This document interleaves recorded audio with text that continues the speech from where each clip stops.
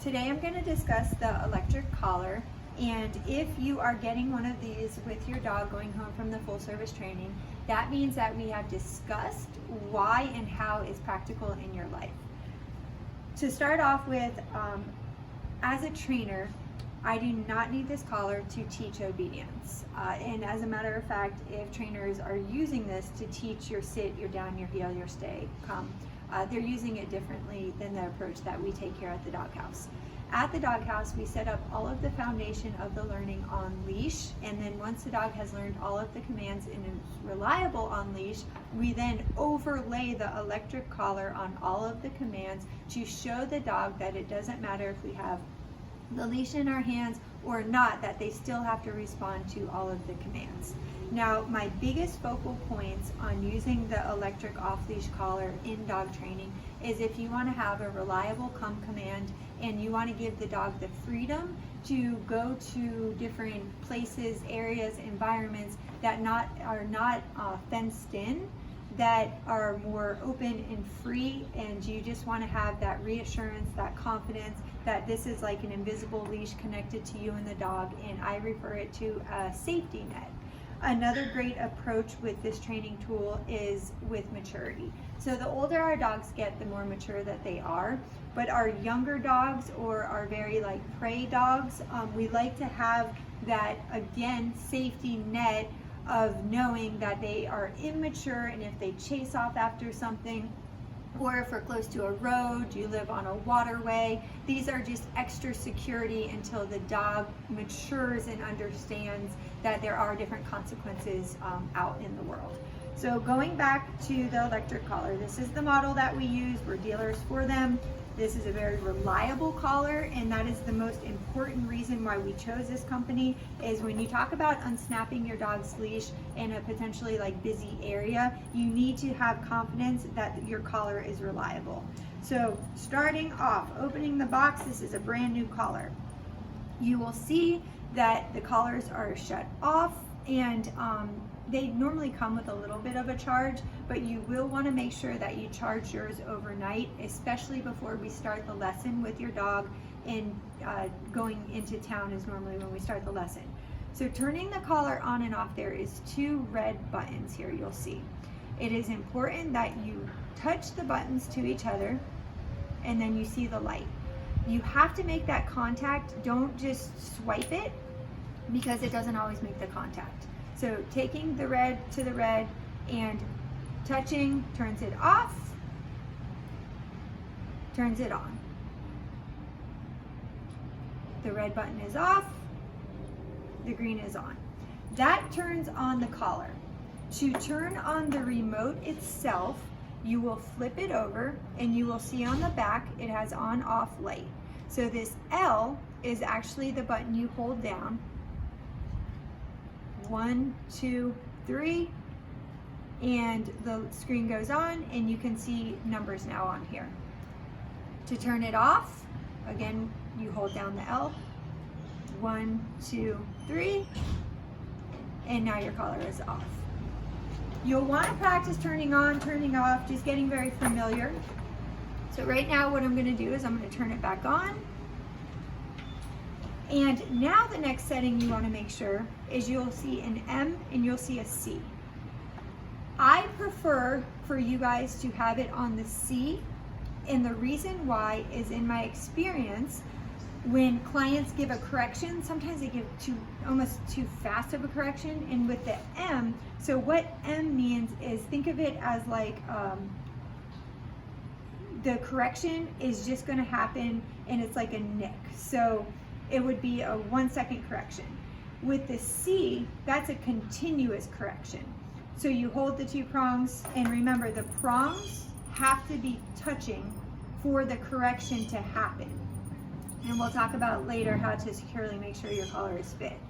But when you give the M, the nick, and I'm going to show you with the red light. So if I hold it down, it just gives that quick one correction. In my experience, clients sometimes think they hit it, maybe they went too fast, but sometimes the dog doesn't give the same response.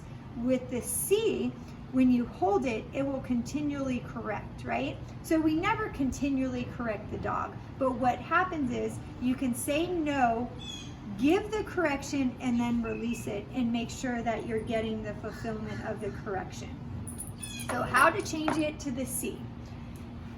Next to the light button, you have your M and your C. You hold it, 1, 2, 3.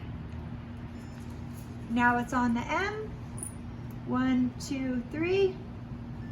Now it's just on the C. So the good news is once it's on the C, you have to be deliberate about being able to switch it. All right, up on top, this is our gauge for our numbers. This collar goes from 0 to 99, and then it turns on to high.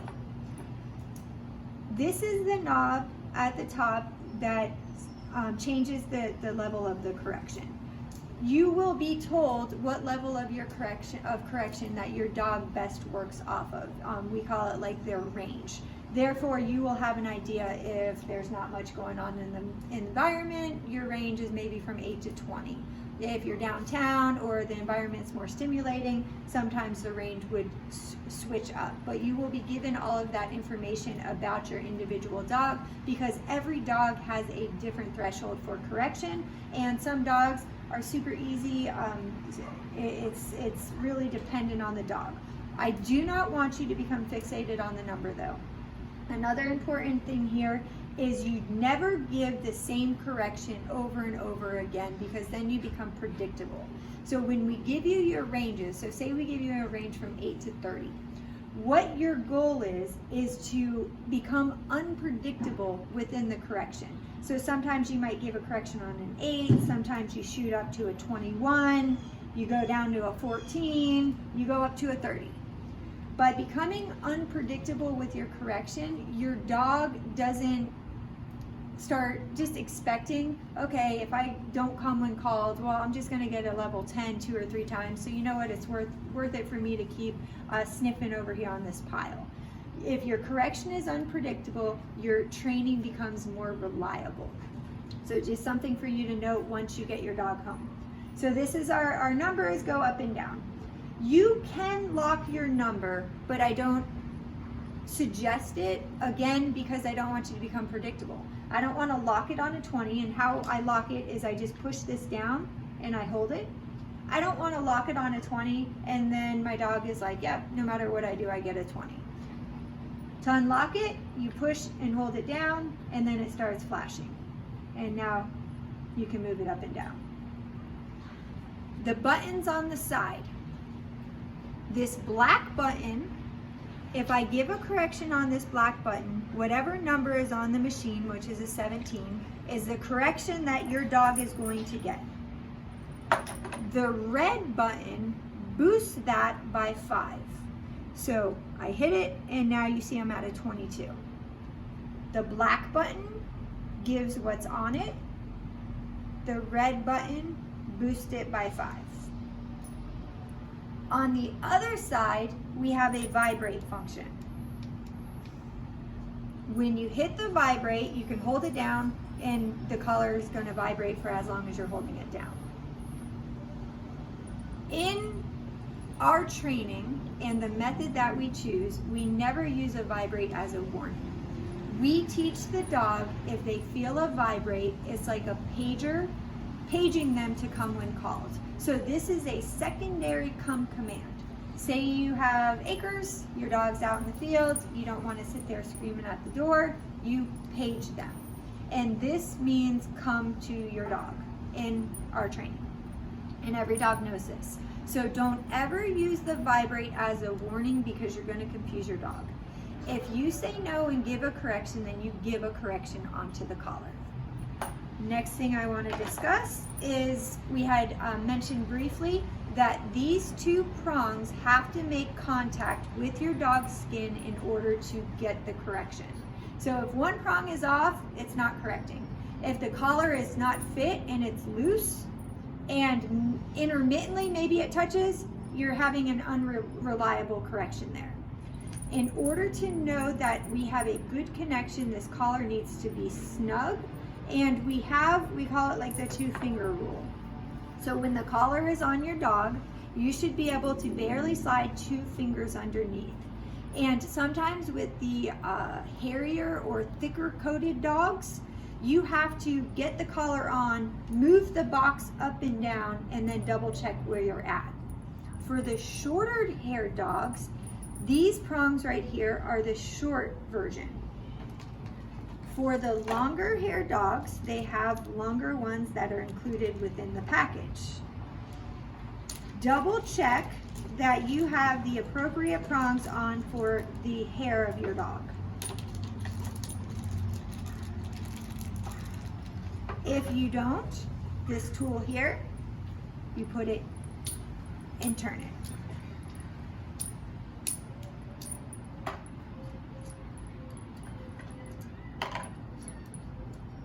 And these unscrew. The longer prongs screw in.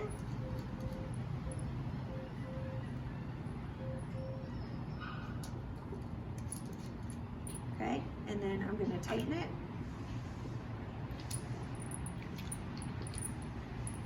There we go. So you have a longer coated dog, you put the longer prongs in, you put the collar onto the neck, move the box up and down to make sure that the 2 prongs are making contact with the skin, and then you always troubleshoot your collar, especially if you're going out into town, into public, and you're going to be unsnapping your leash. You make sure your collar is turned on, the prongs are the appropriate length, the collar is fitted tight enough by using the 2 fingers. If you can barely slide your 2 fingers in there, then you know you have a good connection. You make sure everything is turned on, you have a flashing green light, your remote is turned on. Another feature that this model offers is a light function. So if you're out at night, if I hit the light once, it turns into like more of a strobe light. If I hit it again, it stays on a solid light. I love this feature because the way it works out is you always have your light and your red button facing up, no matter if the light is on or off. But when at night this is on, this light kind of lights up your dog's head as it's running around, so you always know where they are at night. So it's actually a pretty cool feature. Turn it off, hit it again, and now my light is off. Lastly, how do we charge this? So it comes with a charger. Again, when you first open the box, you're going to make sure that you charge it up and it's all ready to go.